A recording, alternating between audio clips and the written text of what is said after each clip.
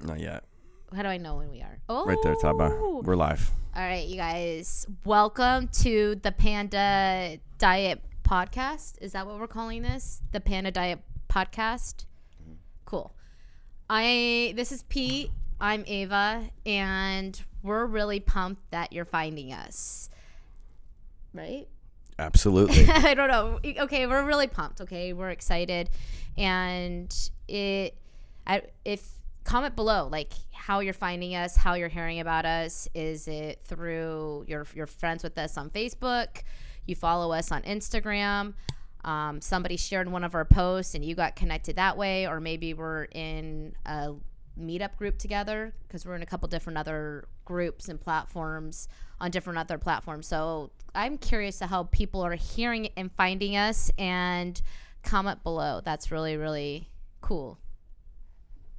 Yes, it is. Oh my gosh. Yes, it is. Yeet. This is really to break up different segments and topics, and I think we're just going to go right into different topics. Today's topic, randomly, is deer. How it got brought up. There was a post on on my Facebook. Got up in a sense of God provided deer for food. That's kind of how it ultimately ended up. We started talking about deer, and being in Michigan, everybody is hunting. Everybody is, they're posting about pictures of their deer that they just hunted. And you just got a lot of different feelings, different topics, or different things that all around deer. So spit freestyling on deer.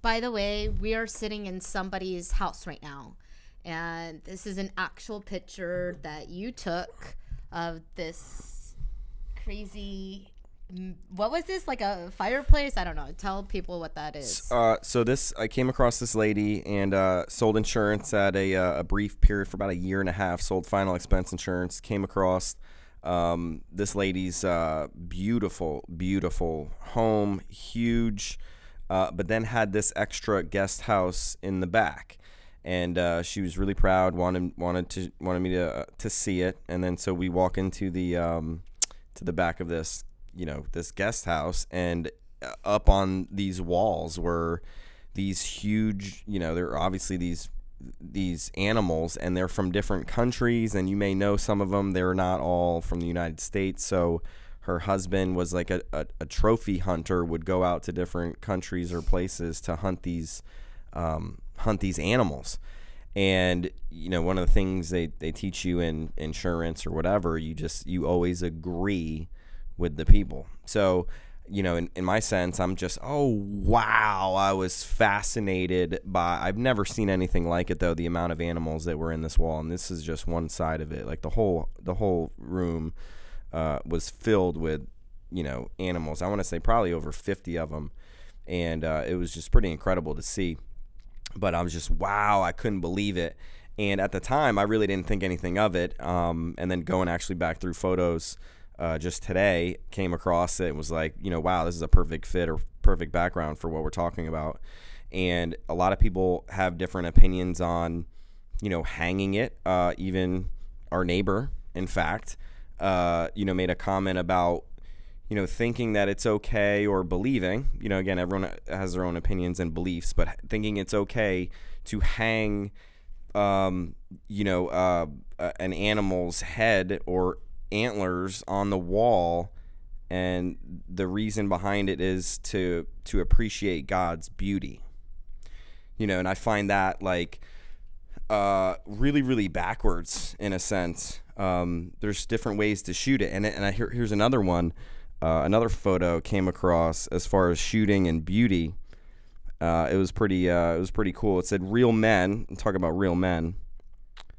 Real men don't, where is it? Yeah, real men don't shoot animals. So if I could put this up here, and if that zooms in.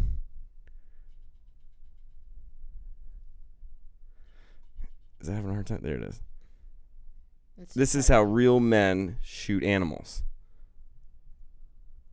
Well, either way, the shooting of the animal is like a picture. you know, and in a sense, why don't you just hang a picture up on the wall instead of the actual animals that you go hunt? Then you get into like hunting and thinking like the purpose of deer, you know, is for us to shoot and hunt. So perfect background for today.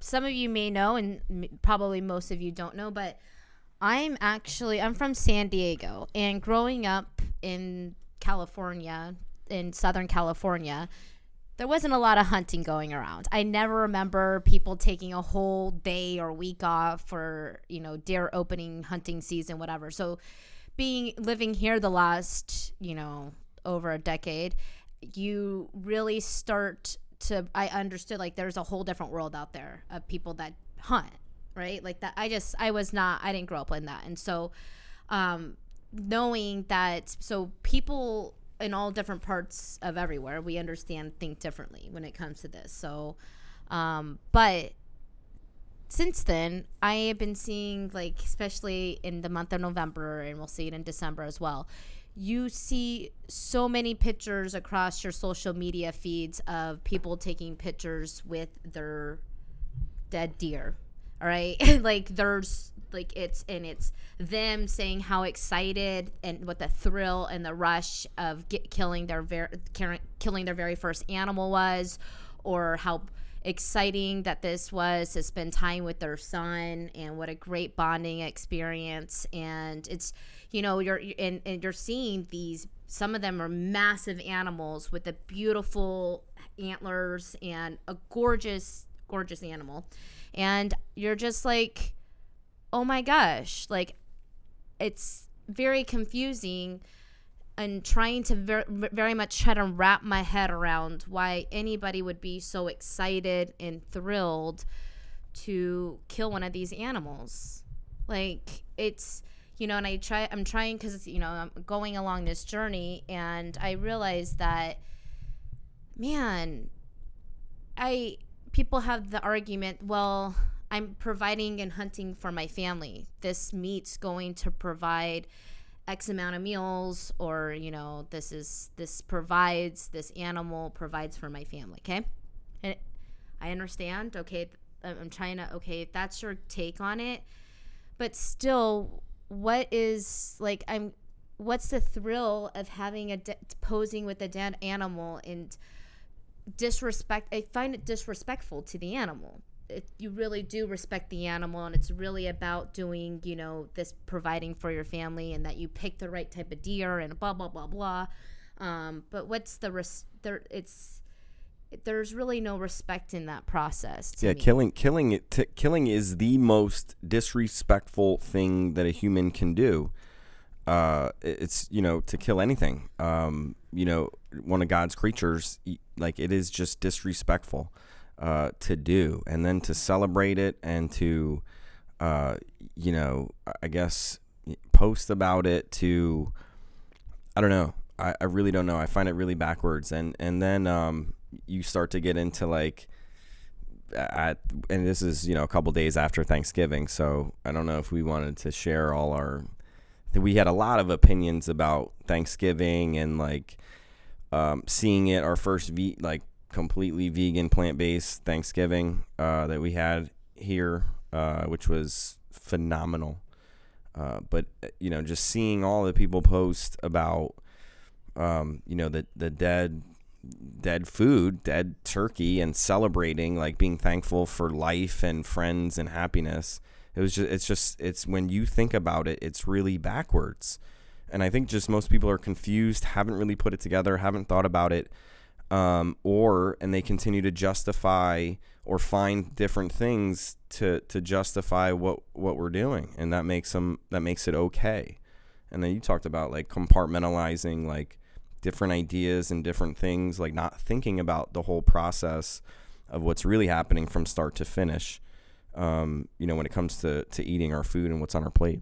I don't think that's been, I don't think people want to think about the start to the finish, because it's going to change things. And I was just telling you this, that it's not until we allowed ourselves to see what was really going on and what has been going on, that's allowed us to make better choices. And I'm so thankful that I have been open-minded to this. And initially, I sat in the same shoes. We sat in the same shoes that, oh my gosh, I would never not eat meat.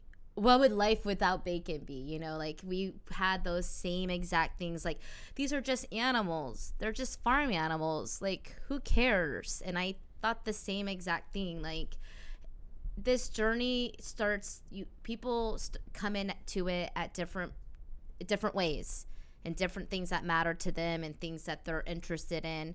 For us, I would mutually say that it was about, and it has been about, health, where we started like being in the health and fitness world. Like, that was something that where our journey took us here, because we're like, dang, what the hell is this paleo diet, and why are people not having so much issues with like what type of supplements they should be taking? And that's a really, you know, and then why is everyone so confused? Like, you know, how is this ketosis thing working, and why do I have to take special, you know, supplements for it, and why is none of it sustainable, was the biggest question. Like, it just wasn't like sustainable, and you know, people would like they're looking for solutions. And I think that's where we first came in, and we're like, dang, like, this is the one diet, the plant-based diet is the only diet out there that's proven to reverse heart disease, which is the #1 killer in the United States. And there is no other diet out there that's proven to do anything like this. So I was like, oh my goodness, this is making a ton of sense. And then it was about the environment. The environment, I was like, it's clearly different things are changing. Rainforests are burning down. We're seeing more signs of global warming. You know, it's bad. And a big part of this, you know, issue is because of the livestock, and you know what's going on with all the farming. So I was like, it's our responsibility as living on this earth to take care of it for the future. Like, it's, you know, like, that's important to me. And the animals was the last thing that came. I didn't really think about the animals. I didn't really care. I just thought, dang, it's a bunch of crazy people that care about animals. Like, great. And then you just see it. It like, just like, you see it and it hits you. When you say see it, like, you're talking like what? Like, what's going on with these animals. So you're talking commercially? Okay. And just and just in general, but like, yes, commercially, let's talk about that. And like, it's completely inhumane. You cannot ask. There's most people, I believe this with my whole heart, that most people would say what's going on to those animals is wrong. It's cruel, it's inhumane, it's nothing of kindness. And to do it against these defenseless animals that really they're just bred into, their whole life is just a terrible thing. And I can't, you know, and it's because of what? It's not because that in order for us to survive, it's not, you know, it's not in order for us because we are carnivores and can't live without meat. That's not what it is. And so, like, it's for along this journey so far, it's crazy how strong one of my whys has been because of the animals, which was not one of my whys at all. So when we start to talk about animals, just understand that it took me a while to get here. And I thought, that's so crazy. I don't care about the freaking animals. I didn't. And it just feel woken about that, because it makes so much sense when you see it. It makes so much sense when you see it. Yeah, I mean, it does. We don't think about it, and we just don't want to think about it, and we don't want to look at it. We don't want to talk about it. We just want the finished product, and it doesn't make any sense. But yeah, you can talk about the start to finish with a plant-based meal. With like, you can put it on your plate, you can chop it up, chop a tomato, and it doesn't It doesn't feel pain. You're not hurting anything. You feel, it's just so relieving knowing that you're eating everything that is just a vegetable, a plant. It was put on this earth for us. You don't have to kill anything. You don't need to. So why do we have to do it? Why do you think that people don't want to think about it?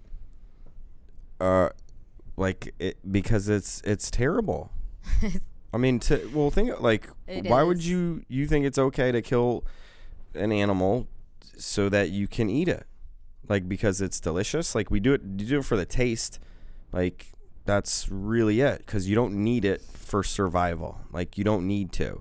And I mean, we had this, I don't say funny conversation, we didn't like to talk about it, but we look at our dog Pebbles and we're like, Pebbles, if I had to eat her, like, I believe we would.